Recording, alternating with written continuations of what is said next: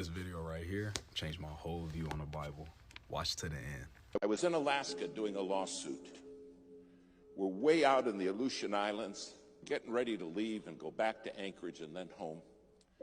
And I had a ticket in my pocket to get on an airplane. A pastor came up and he said, "Listen, I can save you money."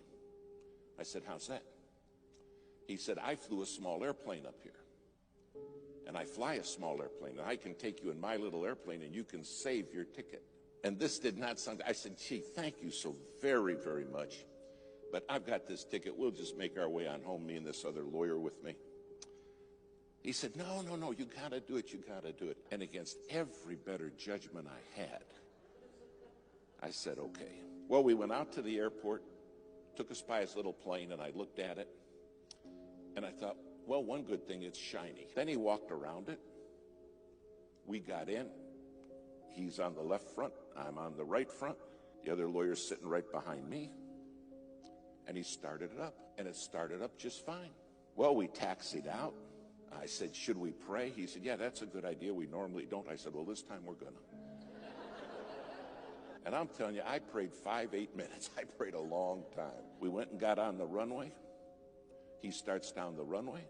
The plane lifted off ever so gently, and we start climbing, and it's wonderful. Not a problem in the world. We started climbing, and we flew probably 3-4 minutes, and something happened that will never leave my mind. The pilot turned to me, and he said, "We're going in the clouds, and I can't fly in clouds. They make me pass out." I said, "Clouds make you do what?" Now, it's been cloudy all day. And we go right up into the clouds, and you can't see anything. And he looks at me, and his eyes roll back in his head. And he starts mumbling, and he passes out. Passed out cold. Now, I grabbed him, and I shook him, and I said, "Come on, you got to wake up so I can kill you." Now, we're in the clouds, flying along with no pilot. And my friend in the back seat said, "We're dead, aren't we?" I said, "There's a very good chance of that, yes." He said, "What are we going to do?" I said, "I don't know." But there was a radio right there, and I handed him the microphone, and I said, "Start asking for help." So he's in the back seat reaching up, and he said, "Hello, hello." We didn't know any proper radio etiquette. All we were saying was hello. And somebody answered back, "Hello, hello.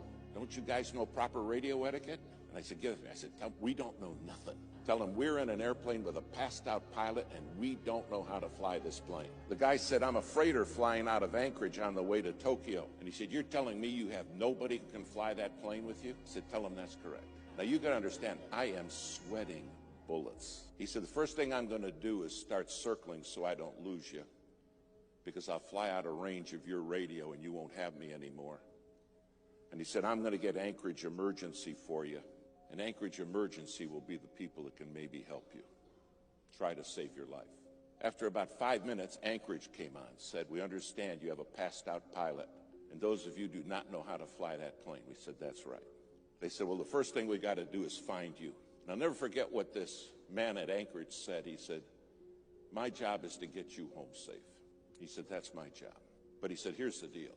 If you want me to get you home safe, you got to promise me you'll obey my voice." He said, "You can't see me, but I can see you." And he said, "If you're not going to obey my voice, you're going to die." When you can't see anything, you have no idea how disorientated you become. Finally, he said, "Okay, I found you. Now hear me clear." He said, "You're 4 minutes from a mountain." He said, "You're going to crash in that mountain and die. Follow my voice." I never said, "I have to follow your voice?" Is that reasonable? You see, I understood without his voice, I had nothing. And do you understand? Without God's voice, you have nothing. Nothing. Finally, he got us turned. And he said, "I'm freezing all the traffic in the area." He said, "It's going to take me an hour and a half to get you to Anchorage, and there's a lot of weather between you and Anchorage. You're in for a rough ride." And he said, "I want you to hear me. I don't want you to look at what's going on outside. I don't want you to pay attention to the storm, just my voice." He said, "If you start watching the storm, you will die. But I'll take you through it." Now, because they cleared all the traffic, several pilots, those nighttime freighters, those 747s, started talking to us. They said, "We're praying for you, men. You're going to make it. But listen to the voice. That's the key. They said, trust the voice. Do you realize your head is full of voices? And everybody in this world wants to talk to you. And everybody wants to be the controlling voice. And God says, I want you to be a living sacrifice. I want you to put yourself on the altar and let my voice be your voice. Finally, we went through the worst of the weather, but there was still more. And then the voice came back and he said, now, I'm going to line you up. He said, I'm going to bring you in right down the runway. And at the foot of the runway are some lights, and they're in the form of a cross. He said, don't you forget this. The cross is the way home. Finally, he's bringing us down. We still can't see anything. And all he kept saying is, stay with me. My sheep, the Bible says, hear my voice and they follow me. Finally, just a couple 100 feet off the ground, we saw the cross. I landed the plane. In fact, I landed it 7 times. Finally, it all came to a stop, and the minute we stopped, the pilot woke up. The voice said, thanks for listening.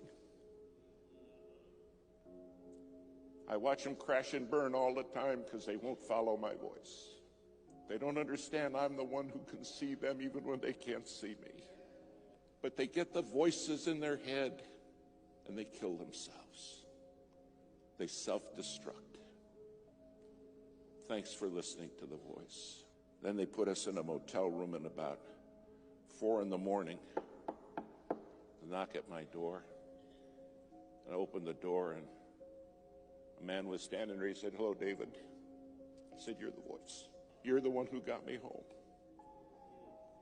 He said, I am. Do you understand one day you're going to stand before him and say, you were the voice. You're the voice that brought me home. If you're not on that altar as a living sacrifice, your head's full of voices. And then we wonder why kids crash and burn. We wonder why marriages are shattered. And the Lord's saying, I'm the one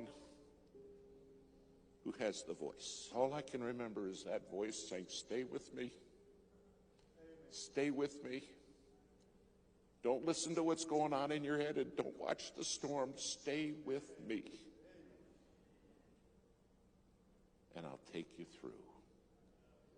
Tonight you have a God who has promised to take you through.